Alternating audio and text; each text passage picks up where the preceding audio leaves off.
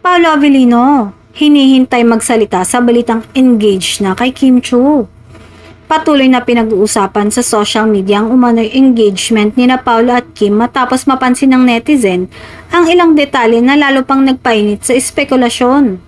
Sa kabila nito, nananatiling tahimik si Paolo at wala pang direktang pahayag kaugnay ng issue.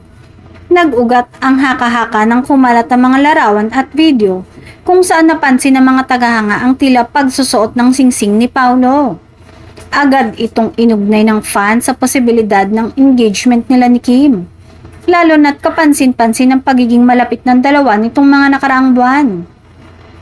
Samantala, si Kim Chiu ay dati nang nagpaabot ng mas pinipili nilang panatilihing pribado ang ilang bahagi ng kanilang personal na buhay.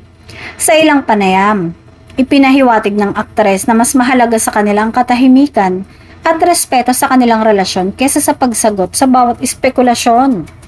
Dahil sa pananahimik ni Paolo, lalo namang nagiging palaisipan sa publiko ang tunay na estado ng kanilang relasyon.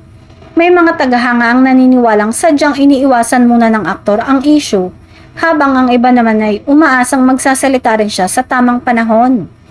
Sa ngayon, patuloy ang paghihintay ng publiko sa pahayag ni Paolo. Hanggat walang kumpirmasyon mula sa mismong mga sangkot, mananatili muna sa antas ng haka-haka ang balitang engagement nila ni Kim. Isang usaping tiyak na susubaybayan pa ng kanilang mga tagahanga.